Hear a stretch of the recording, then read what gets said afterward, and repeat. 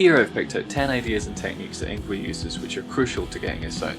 I'm not really going to talk too much about his tone. I mean, a Strat with fairly hot single coils or lowish output stacked humbuckers, the maple fretboard through a Marshall, an overdrive in front of it, it's going to get you in the right ballpark. This video is more about his music, his playing habits and nuances. Having said that, I'll put a quick rig rundown link in the comments below so you can check out if you want to. So it's my aim here to demystify some of the ideas that he uses so that you'll be able to pick them out of his playing and apply them to your own craft. First up, bending and vibrato. A scalloped fretboard with thinner gauge strings will help get those bends. I think he actually uses hybrids at something like 8 to 10, so thinner here and thicker here. So bending the high strings with that makes it a bit easier. The example here would be over the dominant 5 chord set in a minor song. If that didn't make sense, hopefully it will by the end of the video.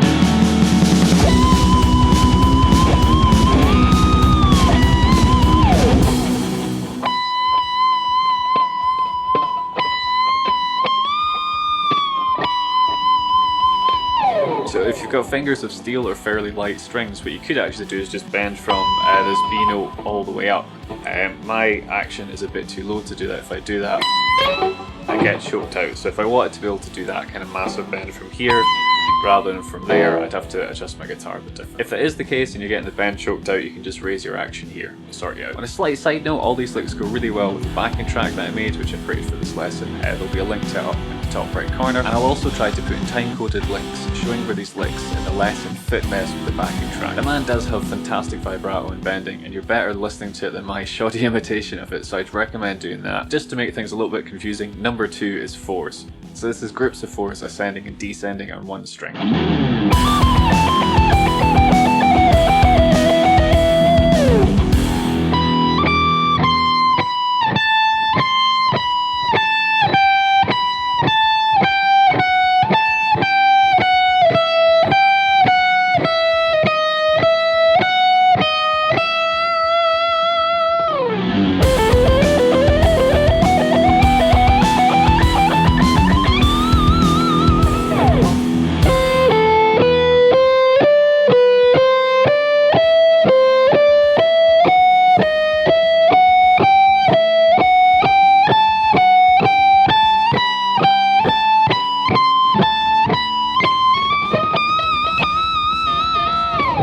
Confusing look at the tab like that, so try to chunk it and look for patterns. When you notice that it's just doing this thing, but going up through the scale, it can suddenly make things a lot easier. Now you might have noticed this funny note here.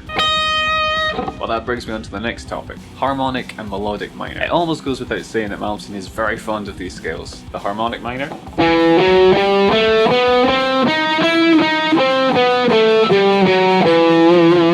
and the melodic.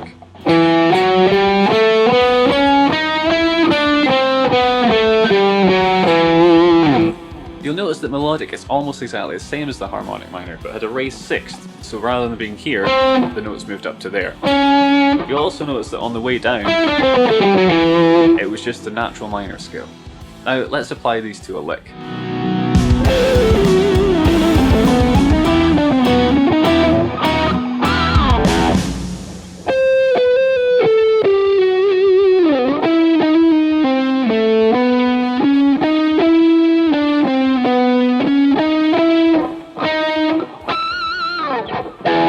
What I'd suggest doing is looking at that lick, taking it apart and seeing which parts are melodic minor and which parts are harmonic. Try to get the different sounds in your ear. The next idea we're looking at is pedal point. Now this is a compositional idea that involves pivoting back to note. For example, something like this.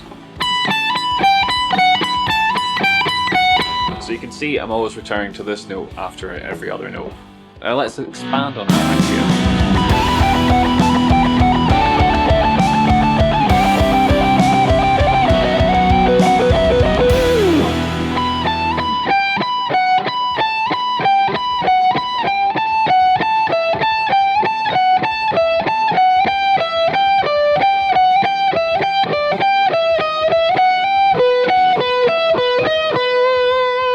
You might notice this particular part is on 6/8 and it starts on the very last beat of the bar here I put this in as a kind of pickup because I think it just makes the lick sound a little bit cooler, a little bit better. So you notice in each bar there, except the fourth bar where I did put in a little fill just to keep things a bit interesting, there is one note which is referred to after every other note. You might have noticed that I moved this around a bit as well. Well, you could call that sort of thing a sequence, which is segued us perfectly into the next topic. More specifically, a tonal sequence, meaning it stays in the same key.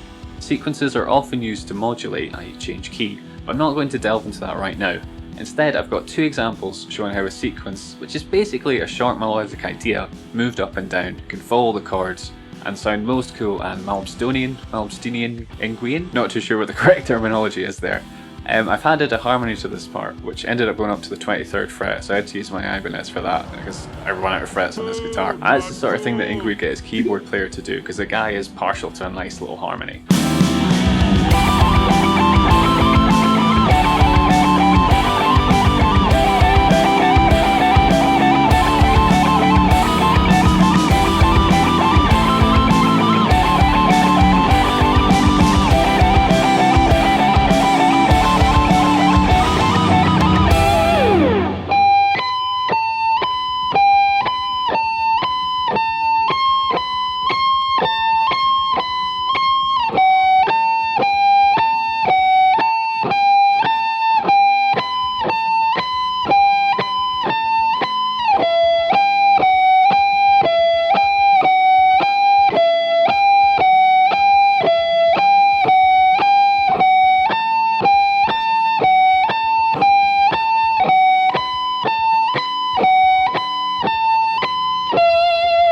So with that example there, you can see that it's basically just this idea being moved around through the scale. So it's the exact same kind of idea, and I'm just moving it about. That's what a sequence is. Now obviously it can be a lot more complicated than this, but I thought I'd just kind of keep it simple to try and keep this lesson as condensed as possible. In the next example, I've changed the last two bars. There's no cheesy harmonies here, I'm afraid. Just to give you some more sequence ideas, because it's a huge part of this compositional palette.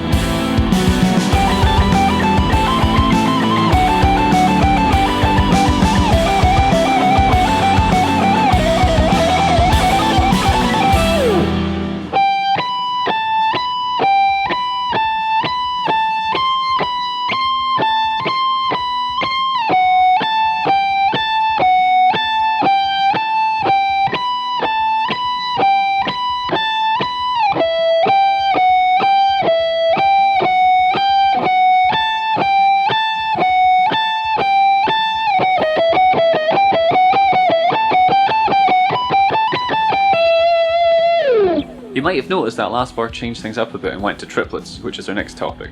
This is essentially Malmsteen's triplet pattern and one he uses most often. Now, if you find that's a bit too fast, you could use pull-offs. I'm pretty sure I've seen him do this live, and to be honest, I'd probably do that to make life a bit easier in a gigging situation as well. The cool thing about this is because it's always groups of 6, it means it's a bit easier to get up to a good fast speed. It's not just limited to one string either. You could do something like this. And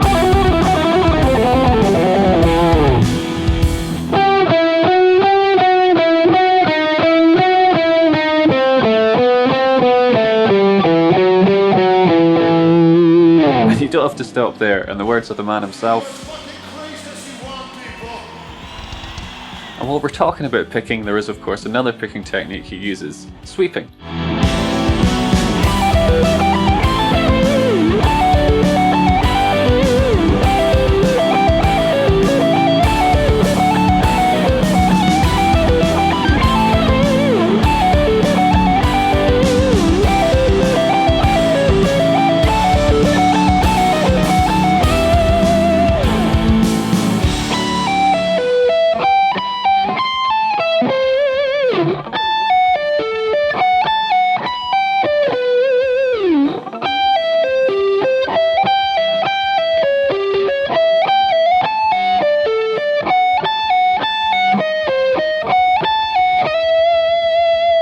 You might notice the ideas in this video lesson build up, overlap and combine. Here we essentially have vibrato, sweeping, a sequence, and a sort of nod to the harmonic or melodic minor.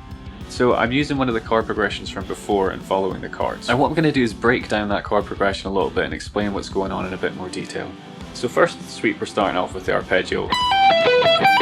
It's just an E minor really. After that, we go to an A minor, which is in the chord progression. Then a D major. It's a G major. After that we got a C. And this is almost exactly the same, except we've moved this note up here.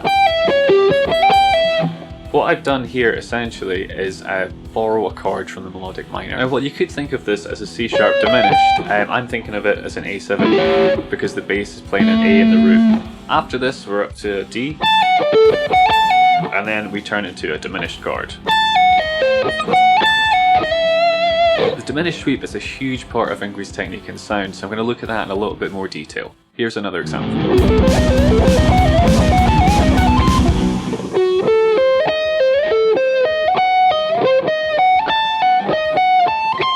It's a really super cool pattern because you can just move it 3 semitones. So you might notice there that this is just going. It's just the same shape being moved about up 3 semitones, as I say. Because essentially it just substitutes itself. Now, in terms of the technique here, I'd experiment with a little bit of pan muting in the fingering. You can get away with, if you use quite a bit of heavy pan muting near the bridge, you can be a bit sloppier with the left hand. It doesn't have to be quite as precise. Just depends where you like that sound or not. It's something Malmsteen does a little bit. If you listen to his playing, there's often a bit of really light pan muting just to help clean things up on his 3-string sweeps. Now you might notice this is an odd grouping of notes. For more information on polyrhythms and strange groups, I'll put a link up in the top right to a lesson I've done before on the subject. But in a nutshell, there's 5 beats in the space of 4. So you'd have like 1, 2, 3, 4, 5, 1, 2, 3, 4, 5, 1, 2, 3, 4, 5. Of course, this is a bit simple for Malmsteen because he'll often switch and slide between the arpeggios to make it a bit more interesting. To that end, you could try something a bit like this.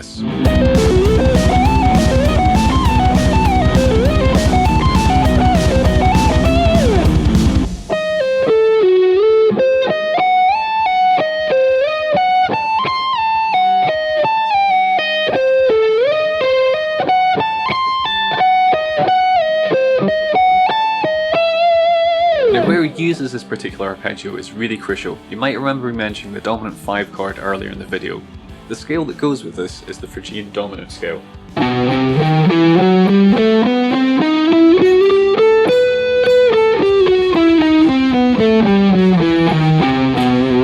If you listen to Malmsteen, you listen to metal, it's a sound you've probably heard before and you might very well have in your ear already.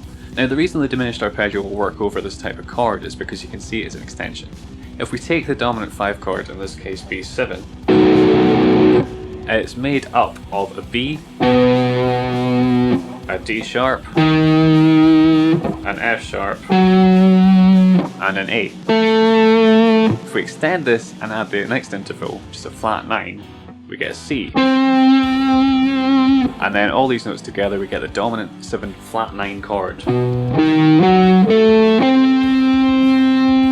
which is often voiced like this. Now, what do you notice about the notes of D sharp, F sharp, A and C? Yep, they're from the aforementioned diminished arpeggio. So you can construct the diminished arpeggio on any note from the dominant 7 flat 9 chord except the root. If that's too heavy in terms of theory for you, basically when you hear this sort of sound, that's the phrygian dominant sound and the diminished arpeggio is going to sound great over it.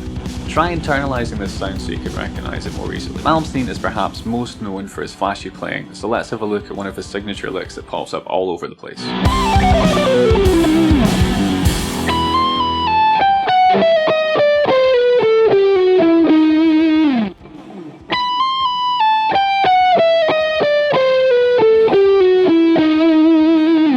Now, there's not actually quite as much picking in this as you might initially expect.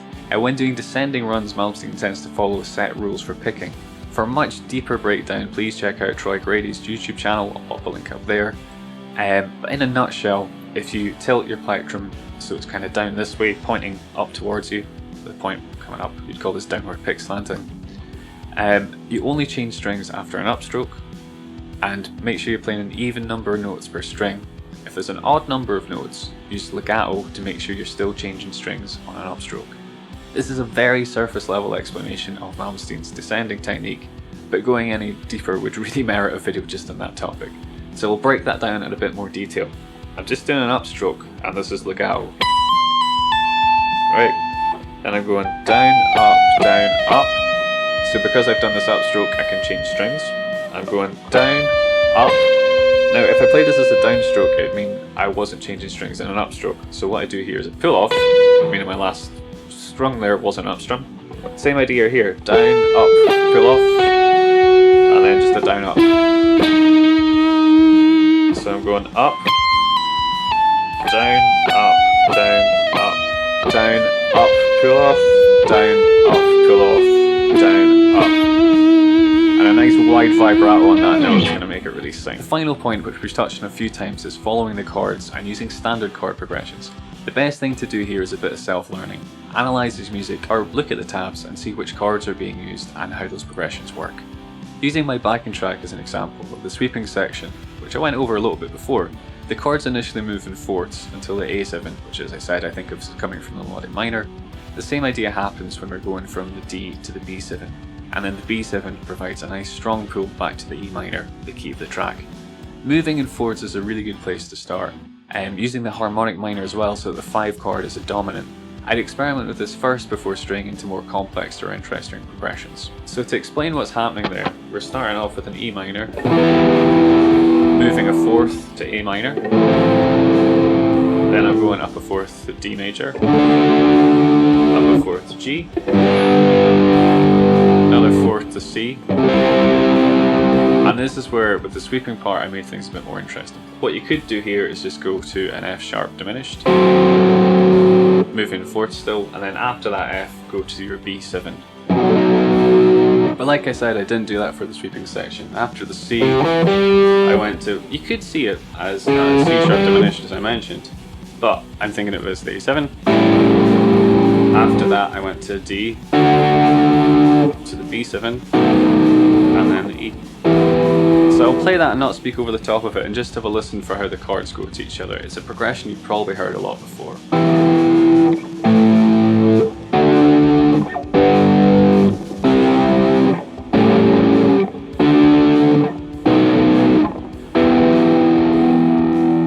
And very possibly the most important skill of all to possess, the stage kick. Joking aside, as a performer he does have some great moves and presence, and you can't knock him for it. Well, you can, but it just seems a bit petty. So to recap everything, we've got bending and vibrato, we've got playing in fours, chunking things together through the scale to make it easier to recognise, we've got a harmonic and melodic minor, we've got pedal point, sequences, playing the triplet pattern, sweeps, the phrygian dominant sound and diminished sweeps that go along with it, speed picking tactics to descend quickly, and following the chords. Follow all of those and it'll definitely get you in the right ballpark and can help get a pretty good idea of Malmsteen's approach to guitar playing, improvisation and composition. I've opted for a different format here than the previous Pro Tip series and gone for an overview rather than just looking at one particular technique and really diving into that. So feedback in the comments below on whether this is more useful or you prefer the kind of old version would really be appreciated. I'm quite aware that I've also breezed through some of these topics, but I'm just trying to keep the videos small enough that it's not too time consuming or too overwhelming to go through, because there comes a point when you're learning stuff that you just hit saturation and you can't take any more in. I also prefer content where people are much more to the point, so that's something I'm trying to do more here, rather than meandering all over the place. Cool, so as always, hopefully this video has been useful for you guys. You've learned something and got to grips with tackling the mountain that is Malmsteen's back catalogue and technical wizardry. If that has been the case, you've taken something away, got some new ideas, techniques, licks or whatever, please do consider to share, like, comment and subscribe if you feel so inclined. Cheers guys.